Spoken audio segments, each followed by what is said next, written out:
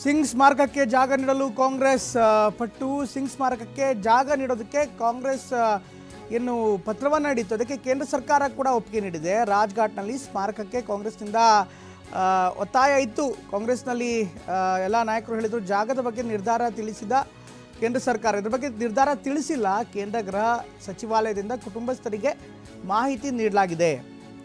AICC ಅಧ್ಯಕ್ಷ ಖರ್ಗೆಗೂ ಕೂಡ ಮಾಹಿತಿ ನೀಡುವಂಥ ಸಚಿವಾಲಯ ಸ್ಮಾರಕಕ್ಕೆ ಜಾಗ ನೀಡುವಂತೆ ಮನವಿ ಮಾಡಿದಂಥ ಖರ್ಗೆಯವರು ಮನವಿ ಮಾಡಿದ್ರು ಸ್ಮಾರಕಕ್ಕೆ ಜಾಗ ಕೊಡಬೇಕು ಅಂತ. ಪ್ರಧಾನಿ ಮೋದಿಗೆ ಪತ್ರ ಬರೆದಿದ್ದಂಥ ಎಐಸಿಸಿ ಅಧ್ಯಕ್ಷ ಮಲ್ಲಿಕಾರ್ಜುನ್ ಖರ್ಗೆಯವರು ಈಗ ಅದಕ್ಕನುಗುಣವಾಗಿ ಸರ್ಕಾರ ಕೂಡ ಈಗಾಗಲೇ ತಿಳಿಸಿದೆ. ಅಂತ್ಯಕ್ರಿಯೆ ಜಾಗದಲ್ಲೇ ಸ್ಮಾರಕದ ಬಗ್ಗೆ ತಿಳಿಸಿದ ಕೇಂದ್ರ. ಸಿಂಗ್ ಸ್ಮಾರಕಕ್ಕೆ ಜಾಗ ನೀಡಲು ಕಾಂಗ್ರೆಸ್ ಈಗಾಗಲೇ ಮನವಿಯನ್ನು ಕೂಡ ಮಾಡಿತ್ತು.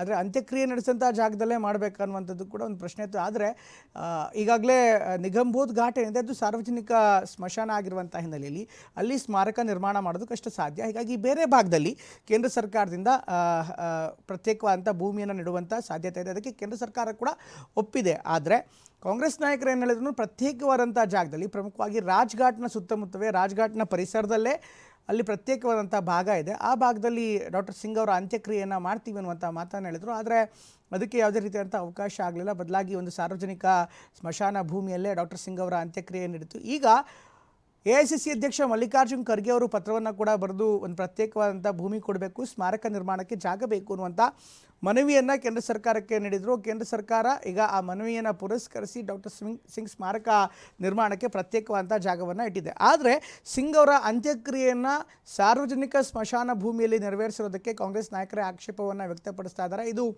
ಅಪಮಾನ ಅನ್ನುವಂಥ ಮಾತನ್ನು ಈಗಾಗಲೇ ಕಾಂಗ್ರೆಸ್ ನಾಯಕರು ಕೂಡ ಹೇಳಿದರು. ಇದಾದ ಬಳಿಕ ಈ ಜಾಗದ ವಿಚಾರವಾಗಿ ಕೇಂದ್ರ ಸರ್ಕಾರ ಮತ್ತು ಕಾಂಗ್ರೆಸ್ ನಡುವೆ ಸ್ವಲ್ಪ ಜಟಾಪಟಿ ಕೂಡ ನಡೆದಿತ್ತು. ಇನ್ನು ಎಐಸಿಸಿ ಅಧ್ಯಕ್ಷ ಮಲ್ಲಿಕಾರ್ಜುನ್ ಖರ್ಗೆ ಅವರು ಪ್ರಧಾನಿ ನರೇಂದ್ರ ಮೋದಿ ಅವರಿಗೆ ಪತ್ರ ಬರೆದಿದ್ದರು. ಜೊತೆಗೆ ಅಮಿತ್ ಶಾ ಹಾಗೂ ಪ್ರಧಾನಿ ನರೇಂದ್ರ ಮೋದಿ ಅವರಿಗೆ ದೂರವಾಣಿ ಮೂಲಕ ಮಾತುಕತೆಯನ್ನು ಮಾಡಿ ಪ್ರತ್ಯೇಕ ಸ್ಮಾರಕ ನಿರ್ಮಾಣಕ್ಕೆ ಜಾಗ ನೀಡಬೇಕು ಅಂತ ಒತ್ತಾಯವನ್ನು ಮಾಡಿದರು. ಈಗ ಸರ್ಕಾರ ಕೂಡ ಪ್ರತ್ಯೇಕ ಜಾಗ ನೀಡಿದೆ.